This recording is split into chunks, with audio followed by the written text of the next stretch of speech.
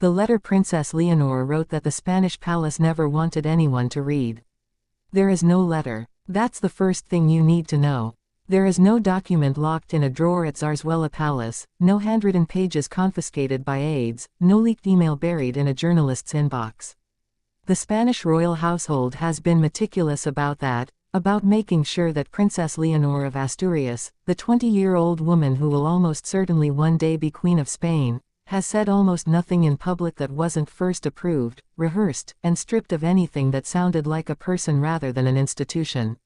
But here is what else is true. There is a young woman who has been in training, in one form or another, for the entirety of her conscious life. A woman who spent 5 months in 2025 crossing 17,000 nautical miles of ocean, sleeping in a shared bunk aboard a naval training ship, climbing masts in Atlantic winds, scrubbing decks, learning celestial navigation by sextant, the same ship her father once sailed, and her grandfather before him.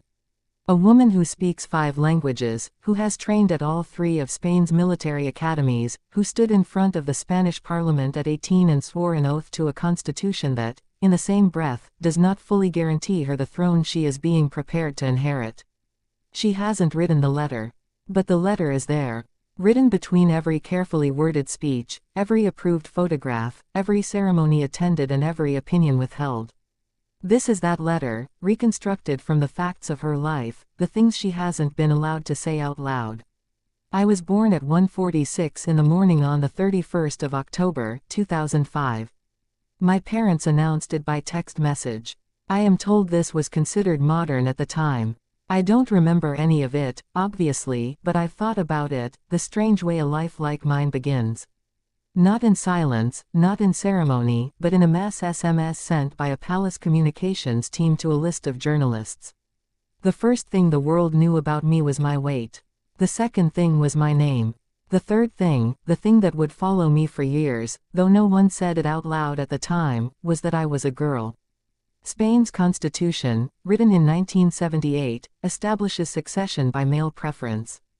That means that if my father, after my birth, had produced a legitimate son, that son would have displaced me. I would have been moved aside for a brother who hadn't been born yet, simply because of his sex. The government at the time discussed changing the law. The discussions went nowhere. They were still going nowhere as of the last time anyone seriously tried. They are, in 2026, still going nowhere. And so I have spent my entire life as heir presumptive, not heir apparent. First in line because there is no son, not because the law says I should be first. The distinction sounds technical. It isn't. It means the country has been building a queen for 20 years while declining to write into law that a queen is what it needs. I don't say this publicly. I understand why I can't. But I want you to understand what it has felt like, this particular kind of preparation. To be trained for something the rules don't fully commit to. To practice, every day, for a role that is yours only as long as certain biological events don't occur. To be heir presumptive to your own life. I grew up knowing my grandfather. He was kind to me, in the way that grandfathers are. He was also, by the time I was old enough to understand, a man whose photograph my father had quietly removed from the contexts where it would cause embarrassment. By the time I was 15, he had left Spain entirely, not in ceremony, not in celebration, but in the particular silence of a man who understood that his continued presence was a problem the institution could not afford. He went to the United Arab Emirates. He has lived there since. I am asked, sometimes implicitly, sometimes by the weight of silence around his name, to perform a relationship to my own family's history that erases the complicated parts. The grandfather who helped restore democracy. The grandfather who was also investigated for money laundering, for receiving undisclosed payments, for a hunting trip that became a symbol of everything a king should not be. I am expected to carry the first version and quietly set down the second. What I actually carry, because I am a person and not a symbol, is both. My father handled it in the only way a son who is also a king can handle it. He stripped my grandfather of his allowance. He created formal distance. He chose the institution over the family in the most public way possible, and then resumed his duties as though that hadn't cost him anything. I watched him do it. I learned from it. I am still not sure what I learned. When I was 13 years old, I stood in Barcelona and gave a speech in Spanish, Catalan, English, and Arabic. I want you to think about that for a moment, not the languages, but the city. Barcelona, where a year earlier, in 2017, my father had addressed the nation about Catalonia's independence referendum in a tone that Catalans themselves described as hostile, cold, the voice of an institution that viewed their aspirations as a constitutional violation rather than a political conversation. 1 year later, his daughter stood in their city and spoke their language. I was 13. The choice of languages was not mine. Nothing, at 13, is entirely yours, but I understood why I was doing it, and I understood that understanding it was part of the job.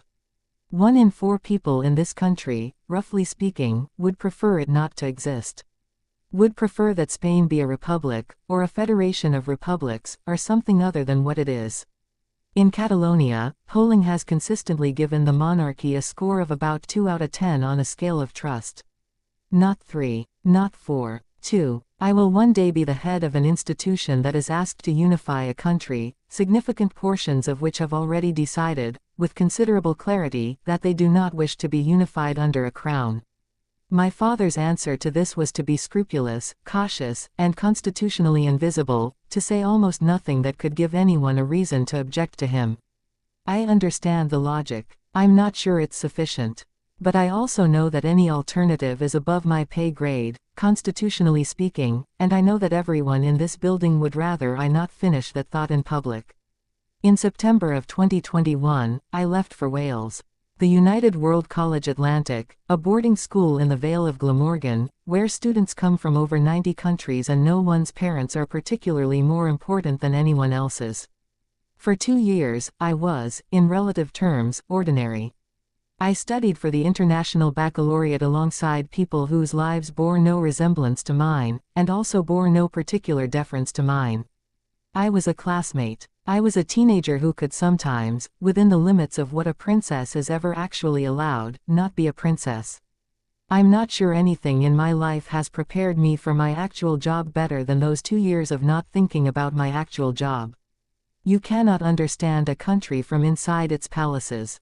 You cannot understand the world from a position of pure inheritance. The 2 years in Wales were not, as they were sometimes framed, a generous gift from progressive parents. They were, I think, something more honest, an acknowledgement that a future queen who has only ever lived like royalty is a liability, not an asset. In January of 2025, I boarded the Juan Sebastián de Elcano in Cadiz. My father was there to say goodbye. My mother. My sister, who had gone back to Wales for her own international baccalaureate. They stood on the dock, and the ship left, and I did not see any of them for 5 months. The Elcano is a 4-masted brigantine. It has been training Spanish naval officers since 1928. My grandfather sailed it. My father sailed it in 1987, and there is a famous photograph of him on a beach in Rio de Janeiro during a stopover, young and laughing, which magazines ran for years. Now it was my turn, and the photographs they wanted were different, not a young prince on holiday but a future queen at work, in uniform, at the mast, scrubbing, climbing, navigating. Aboard the Elcano, I was not addressed as Your Royal Highness. I was not addressed as Princess of Asturias, or Princess of Girona, or Duchess of Mont Blanc, or any of the other titles that have followed my name since I was 8 years old. I was Midshipman Bourbon. I was one of 76.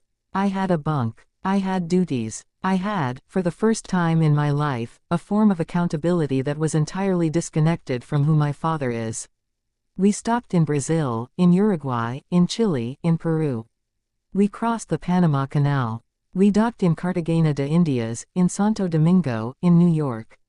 In every port, some combination of official ceremony and media attention found me, because it always does, because that is what my life is. But between ports, on the open water, there were watches to keep and sails to manage and 24 hours in a day that the institution could not fill. I am not going to tell you those months were easy. I am going to tell you they were the most honest version of myself I have been allowed to perform in public, and I am aware of the irony in calling manual naval labor a performance of authenticity, but that is the nature of the life I live. I have given many speeches. Almost none of them were mine. I want to be precise about this, not to complain, and not to suggest that the words were dishonest, because they weren't. They reflected, in every case, what I actually believe or what I was willing to publicly commit to. But they were shaped, refined, approved, and in some cases substantially drafted by people whose job is to ensure that a princess never says anything that becomes a problem. The words that reached you, every time, were the words that survived that process. What didn't survive it, I can only gesture at. The opinions I have about my grandfather's exile that don't fit neatly into either, I support my father's decision, or, this is a tragedy. The questions I have about a succession law that has not changed in the 48 years since Spain became a democracy, not because no one has tried but because the constitutional amendment process is extraordinarily difficult and, more honestly, because no one with the political capital to try has decided it was worth spending it. The things I think about Catalonia that are not, the crown represents the unity of all Spaniards but are also not their opposite. The things I think, when I am climbing a mast at midnight in the South Atlantic with the wind loud enough that no one could hear me even if I said them out loud. In October 2023, I stood in the Spanish Parliament and swore an oath to the Constitution. I wore a cream trouser suit. The applause lasted 4 minutes. I was 18 years old, and I had waited my entire life for that day, and I gave the speech I had been prepared to give, and I meant it. I owe myself to all Spaniards. I will serve at all times with respect and loyalty. There is no greater pride. I meant every word. I also know that meaning words and having been allowed to fully choose them are different things. Both can be true. In September of 2026, I will begin studying political science at Carlos III University in Getafe, just outside Madrid. My father studied at the Autonomous University of Madrid, 20 minutes away. My mother studied journalism at Complutense.